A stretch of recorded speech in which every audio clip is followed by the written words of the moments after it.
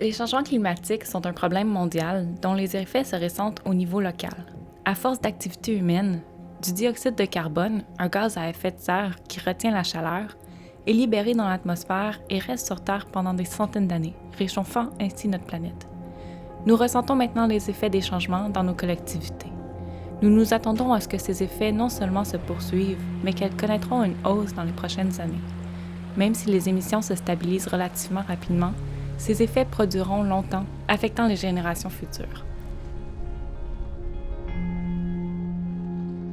Climate change is a 12-month, 24 hours a day, 365-day event.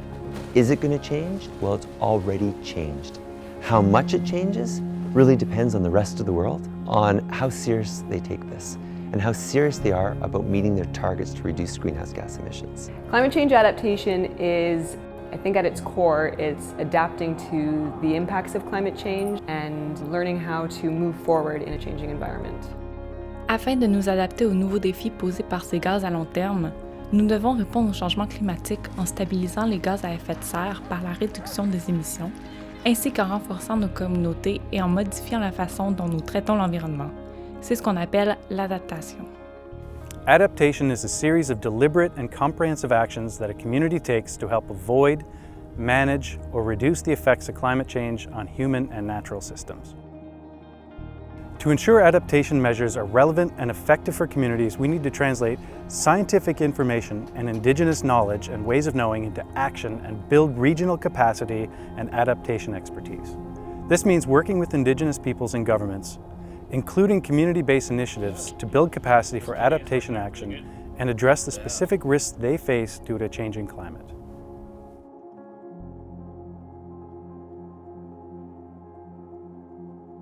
Dans les régions polaires, le réchauffement de la planète est considérablement amplifié par rapport au reste du monde. Dans l'ensemble, l'Arctique est réchauffé de 2,5 degrés Celsius au cours des 100 dernières années, comparativement à des moyennes mondiales d'un peu moins de 1 degré. Ces changements sont encore plus importants pendant le mois d'hiver, où les taux de réchauffement ont doublé, voire triplé, par rapport au taux de réchauffement estival. Le réchauffement de l'atmosphère, combiné au réchauffement de l'océan, a entraîné la fonte des précieuses glaces de mer. L'étendue de la glace de mer diminue le plus rapidement au cours du mois d'automne et l'on a observé un déclin d'environ 13 % par décennie depuis 1979. Ces chiffres sont plus bas en hiver. L'épaisseur de la glace de mer s'amincit à des taux allant jusqu'à 10 cm par an. Smart Ice, lauréat du prix Inspiration Arctique et du prix Élan pour le changement des Nations Unies en 2016, s'attaque de front à ce problème.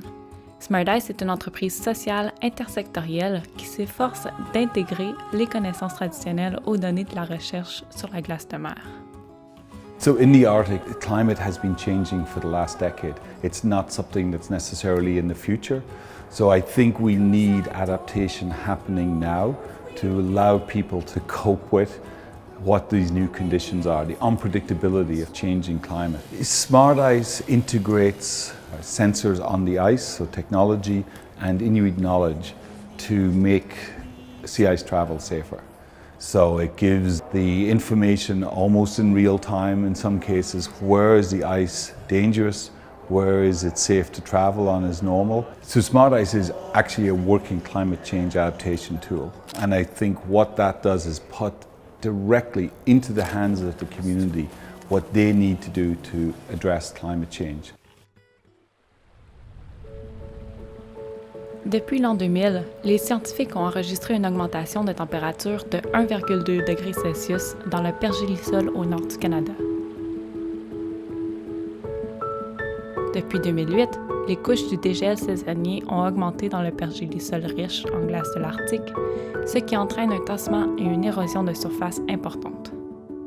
V'là 50 ans, les ingénieurs, quand ils arrivaient dans les villages inuits, voulaient construire, par exemple, je prends l'exemple d'Iqaluit. Les ingénieurs pensaient que le sol, essentiellement gelé pour toujours. On a construit des infrastructures en ayant une perception du sud.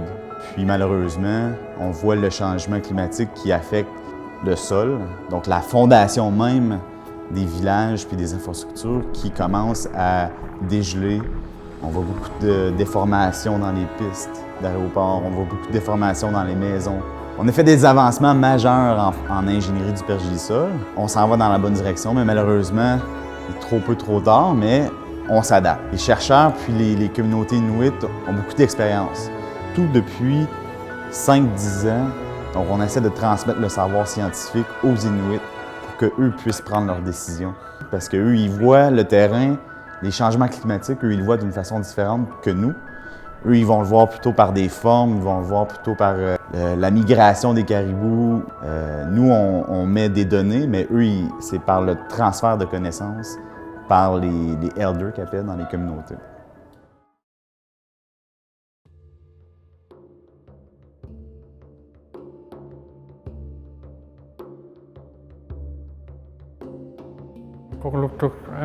We're noticing the temperature is rising. It's staying at a steady temperature over a longer period of time. A lot of the creeks, the ground are sinking. The nuna, the grass is getting drier, and it's affecting migration of animals, caribou, muskox.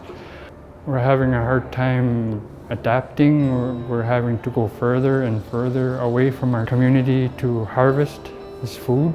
It's becoming a very big issue.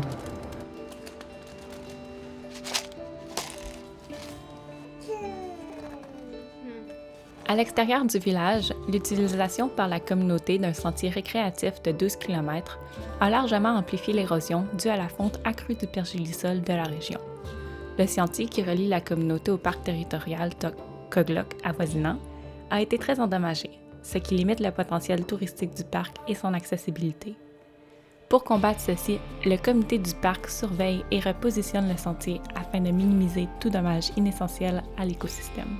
I know it's going to be hard for community members and tourists to access the park, so we're really trying to push safety. We would like to reroute this trail, go around the creek and the gully. We're going to start putting restrictions as to where ATVs can go, putting up poles or wire mesh or something. Please stay away from this area. Pendant que les collectivités et les chercheurs se rallient aux techniques d'adaptation au changement climatique, certaines organisations jettent les bases qui permettront à la recherche communautaire d'aider les gens à choisir quand et où ils peuvent voyager. De plus, l'information sera documentée, catégorisée et rendue accessible à tous. En collaboration avec les communautés inuits et cris vivant dans la baie d'Hudson, le projet Siku, une initiative de la Société des Eider de l'Arctique, qui a gagné le concours Google Impact Challenge en 2017, est un prototype. Siku is an Inuit knowledge Wikipedia and social mapping platform that's intended to provide self-determination for Inuit for research, education, and environmental stewardship. The idea is there's all these different data portals out there, but there really hasn't been an interface for Inuit that's by Inuit. So an example in our community, one of our elders, Peter Katuk, is out at the flow edge every day in the winter, and he's been seeing the diets of seals change from Arctic cod to shrimp. He's seen it, so he has a data point every single day. And so now with the mobile app, he takes a photo of the stomach contents, spatially tag the photo's GPS reference, it can show up on the community's timeline. There's been a lot of precedent groups like Facebook, Nunavut Hunting Stories of the Day, but they're giving up their intellectual property rights, and also if you want to mobilize that knowledge, it's near impossible. You have to scroll and scroll to try and find the hunting story you told last year, for example. So with Siku, it brings together all these social media mapping tools. So it really helps with Inuit self-determination and research. So people can come up with their own questions, and scientists don't have to second guess and prove everything that we already know to be true. Comme les effets des changements climatiques continuent d'évoluer, on ne sait pas exactement comment chaque région du Nord sera touchée. En outre, même si les répercussions de ces changements ne se feront peut-être pas pleinement sentir au cours de notre vie, il ne fait aucun doute que les collectivités du Nord continueront de prendre des mesures novatrices, proactives et culturellement sensibles pour adopter des techniques d'adaptation au changement climatique.